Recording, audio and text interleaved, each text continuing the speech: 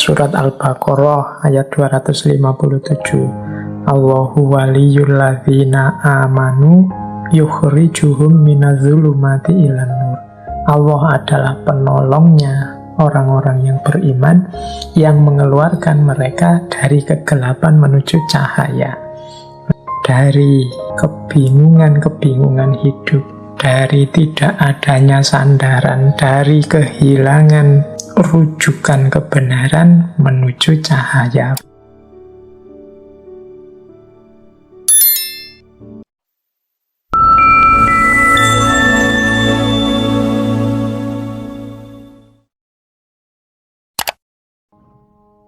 Assalamualaikum warahmatullahi wabarakatuh. Bismillahirrahmanirrahim. Ya, kalau dalam bahasa Arab, cahaya itu istilahnya adalah nur. Nur itu secara sederhana didefinisikan sebagai al-dzahir bidzatihi al-muzhir liwairihi. Al-dzahir bidzatihi itu sesuatu yang terang atau tampak pada dirinya sendiri, dan al-muzhir liwairihi itu sesuatu yang membuat yang lain tampak atau terang. Kalau ada cahaya itu kan dirinya sendiri bercahaya, yang sekelilingnya juga bercahaya. Lampu misalnya, lampunya sendiri itu kan terang, bercahaya. Nah, itu namanya al-dzahir. Yang sekelilingnya akhirnya juga ikut kelihatan karena ada cahaya tadi. Itulah al-muzhir. Jadi ada al-dzahir, ada al-muzhir. Itulah dua karakternya cahaya. Nah, jangan lupa istilah nur ini kalau dalam bahasa Arab dekat dengan istilah nar. Satu akar dengan istilah nar.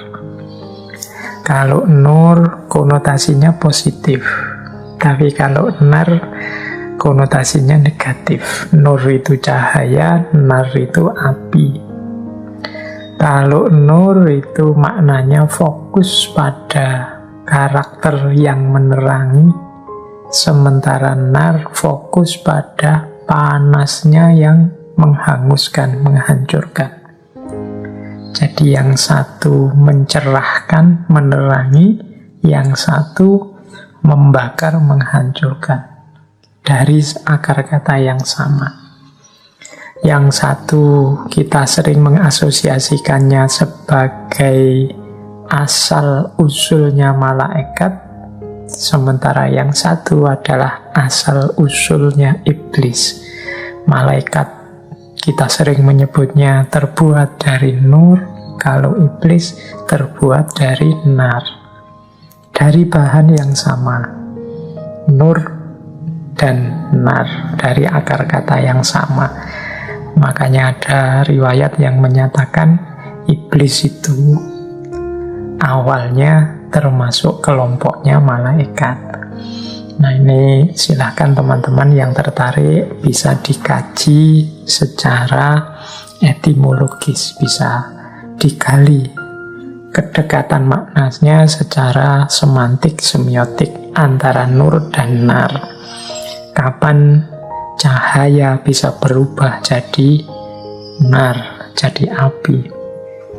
Padahal harusnya cahaya itu menerangi, tapi dalam kondisi tertentu dia akan berubah jadi nar. Dari nur menjadi nar, atau bagaimana kita mengolah dimensi nar dalam diri kita berbuah jadi nur. Ini filosofinya bisa digali tersendiri, jarak antara nur dan nar. Nah, kalau teman-teman tekun menggali dalam Al-Quran, ada banyak sekali ayat-ayat yang menggunakan kata nur juga nar. Tapi nanti jumlah kata-kata nur itu jauh lebih sedikit daripada jumlah kata nar.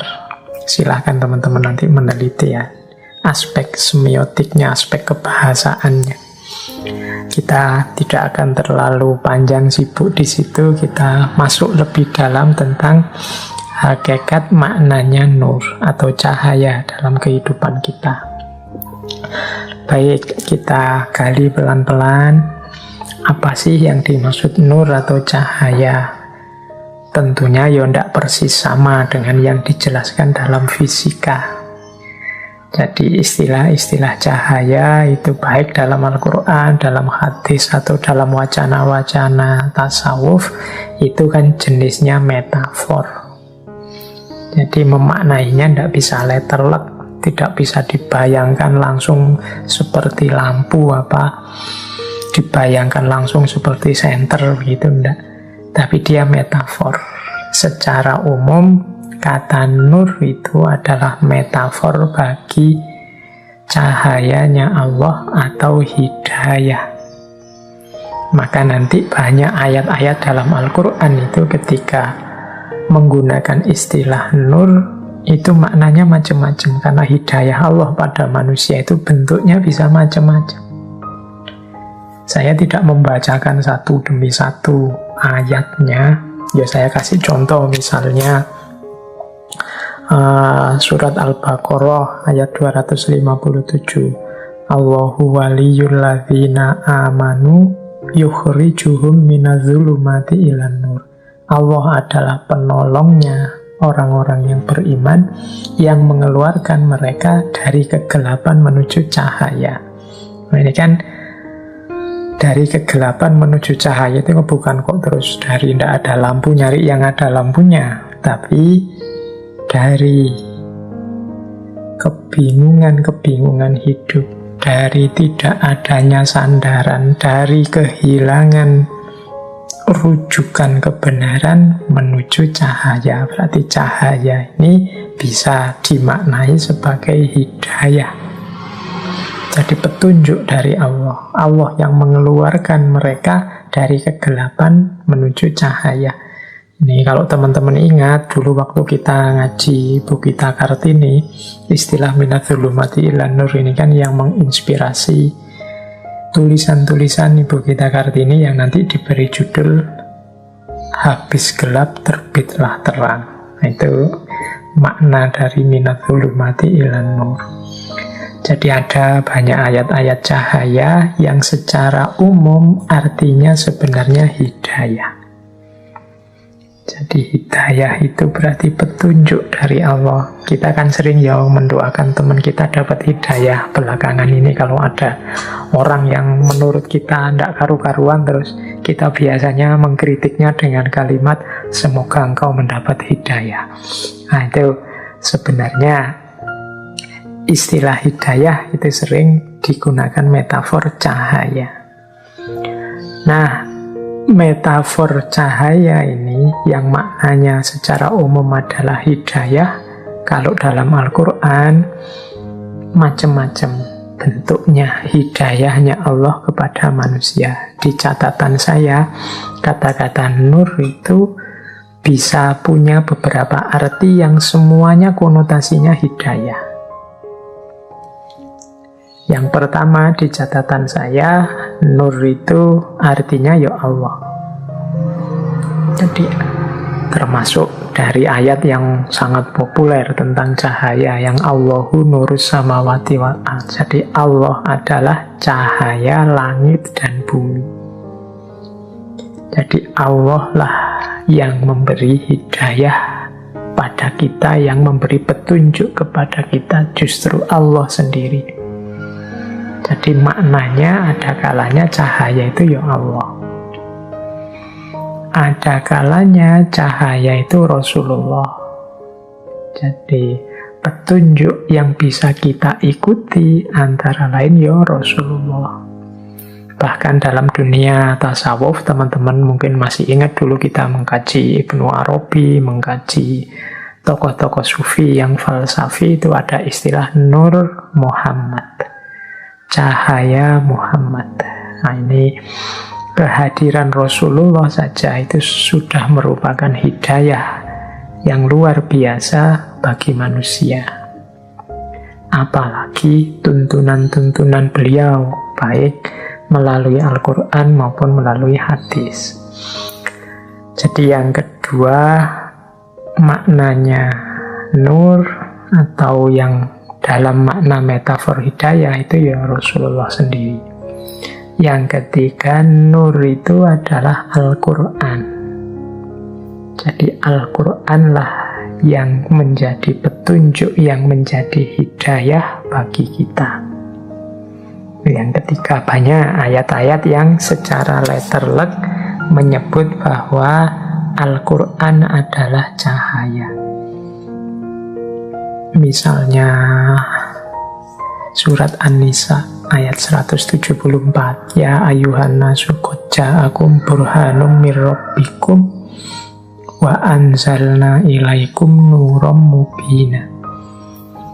Nah, wahai manusia, sesungguhnya telah datang padamu bukti-bukti dari Tuhanmu dan telah kami turunkan padamu nuram mubina. Ini oleh para mufasir banyak diartikan sebagai Al-Quran. Jadi nur di situ maknanya Al-Quran. Ada kalanya juga nur itu berarti keimanan. Keimanan ini kan anugerah Allah pada kita. Itu juga hidayah. Jadi minadzulumati ilan nur, itu ada yang menerjemahkan ya dari kekufuran menuju keimanan. Maka hidayah atau cahaya itu bisa maksudnya adalah keimanan. Ada pula yang bisa dimaknai sebagai kebenaran.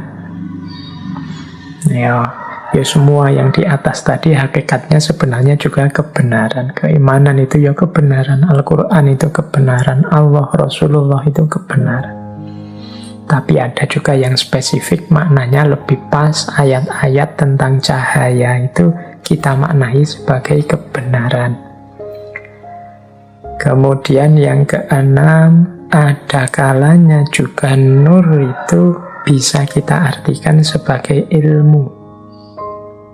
Jadi teman-teman mungkin masih ingat ya, ketika kita mengkaji Imam Syafi'i, kemudian ada istilah bi'annal ilma nurun. Ketahuilah bahwasanya sesungguhnya ilmu itu adalah cahaya.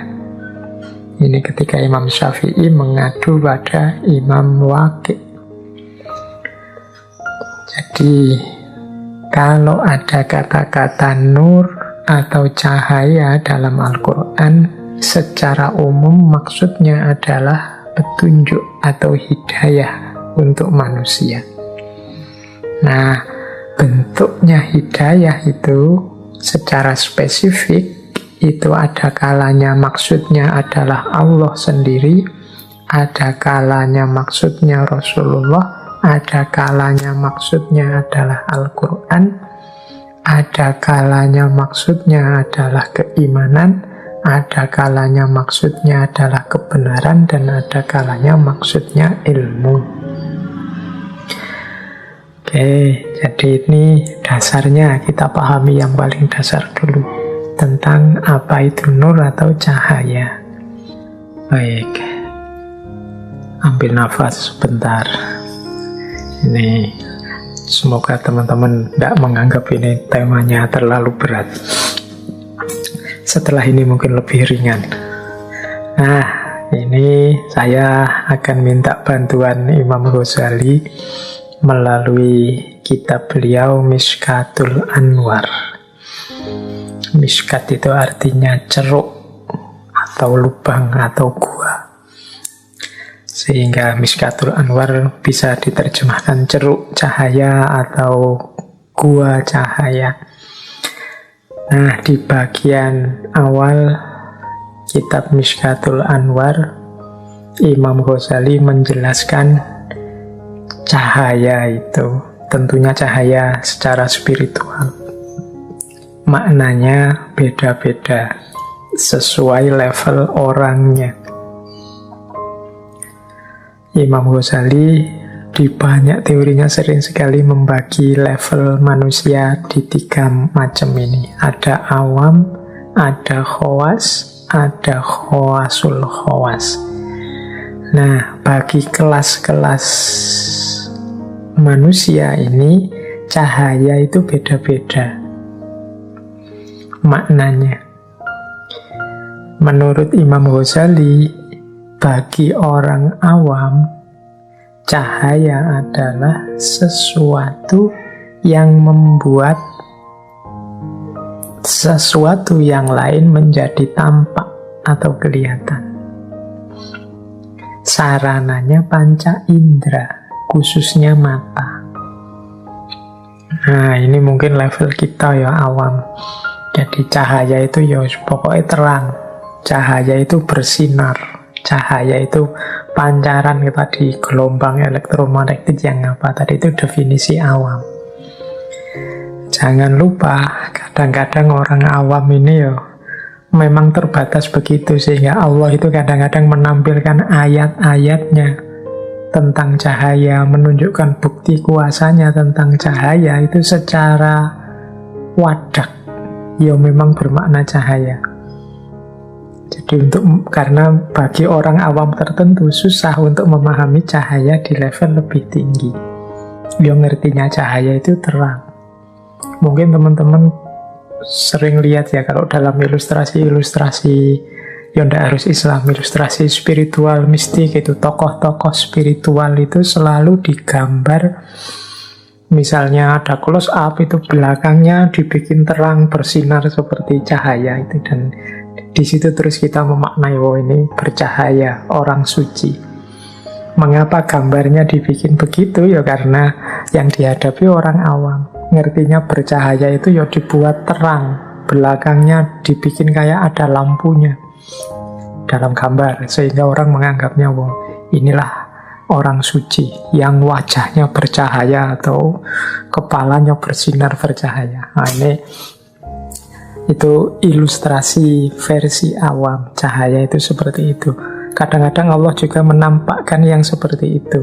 Misalnya kan ada riwayat Robi'ah Al-Adawiyah, itu sufi perempuan yang kita semua insya Allah kenal. Itu kan dulu dibebaskan oleh majikannya. Ketika suatu malam majikannya melihat beliau sedang beribadah dan bercahaya tubuhnya. Nah, ini cahaya yang semacam ini di kalangan sufi, di model orangnya kelihatan langsung cahayanya, itu pastinya seizin Allah untuk mengajari kita. Karena akal kita, penangkapan kita tidak nyampe dengan makna cahaya yang lebih dalam. Kita ngertinya cahaya itu ya murub, memancar, kelihatan nyata. Ada cerita yang terkenal sekali dalam dunia sufi. Jadi ada salah seorang sufi yang beliau ini gelarnya cahaya, An-Nuri. Nama lengkap beliau adalah Abu Husain Ahmad An-Nuri. Ini sufi besar, temannya Syekh Junaid Al-Baghdadi yang dulu pernah kita bahas. Jadi Syekh Abu Hasan Ahmad An-Nuri ini, mengapa digelari An-Nuri? An-Nuri itu berarti manusia yang bercahaya.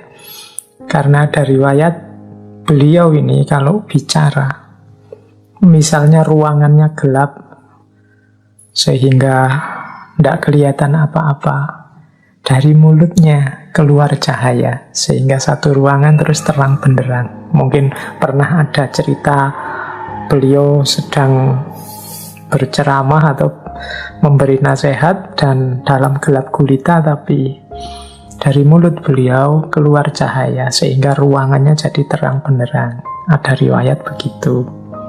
Ada juga riwayat yang menyatakan ya beliau ini punya satu tempat khusus di tengah padang pasir untuk kholwat sepanjang malam.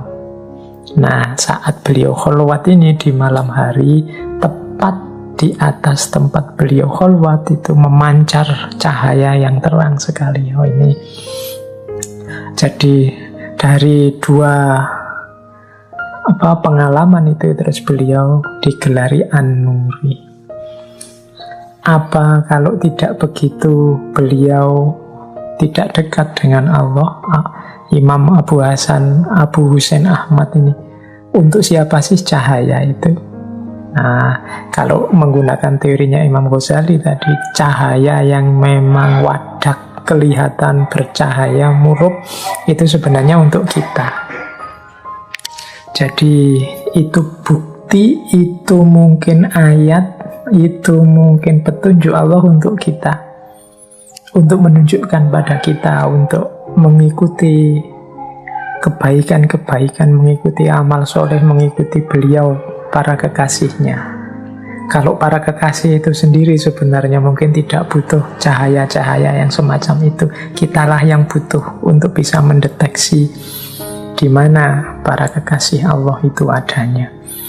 Nah, sehingga oleh Allah memang ditampilkan dalam bentuk wadak yang verbal, ada cahaya yang memancar. Nah, ini meladeni kita yang makomnya masih awam.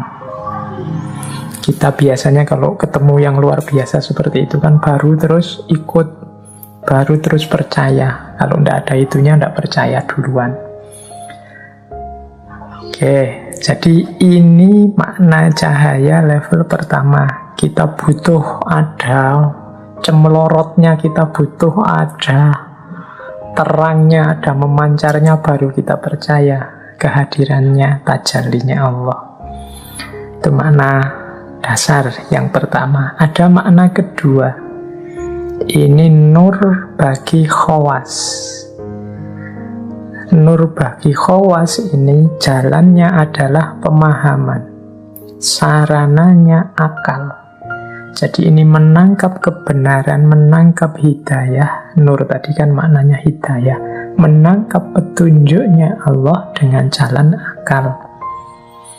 Bagi teman-teman yang tekun belajar, mencari ilmu, mengejar hikmah, ini sebenarnya kita sedang mencari cahaya, mencari hidayah di level kedua. Jadi level orang-orang khawas. Ya, saya tidak berani bilang bahwa kita ini ada di makom khawas. Ya, kita ini makomnya masih awam, berusaha naik untuk ke makom khawas. Ya, kita belajar ini sebenarnya, semoga kita bisa naik levelnya sedikit ke makom khawas. Jadi memahami cahaya Allah lewat jalan akal, dengan jalan belajar, dengan jalan mencari guru, dengan jalan membaca kitab dan lain sebagainya. Nah, ini kita sebenarnya sedang mengejar cahaya di level khawas. Sarananya akal. Apa bisa? Bisa. Jadi akal kita itu ya perangkat yang istimewa, yang dianugerahkan oleh Allah. Pastinya juga bisa mencapai dan menemukan kebenaran. Oke, kalau ini level kedua. Ada level ketiga, yaitu makom khawasul khawas. Makom khawasul khawas ini kesannya yang kita pahami selama ini, kalau versinya Imam Ghazali selalu makom para kekasih Allah, orang-orang yang dekat dengan Allah. Nah, ini adalah orang yang menemukan cahaya lewat jalur sufi saat mereka mengalami kasyaf. Sarananya adalah kebebasan. Bebasnya akal dari khayalan, dari waham, dari pandangan-pandangan yang duniawi dan lain sebagainya. Jadi jiwanya bersih, isinya hanya Allah saja, maka dia bisa memantulkan cahayanya Allah dengan sempurna. Kalau ini namanya nur bagi khawasul khawas. Ini makom yang tinggi para kekasih Allah. Jadi cahaya itu ada nur di level awam, ada nur di level khawas, ada nur di level khawasul khawas. Ini bisa dibahas di Mishkatul Anwar.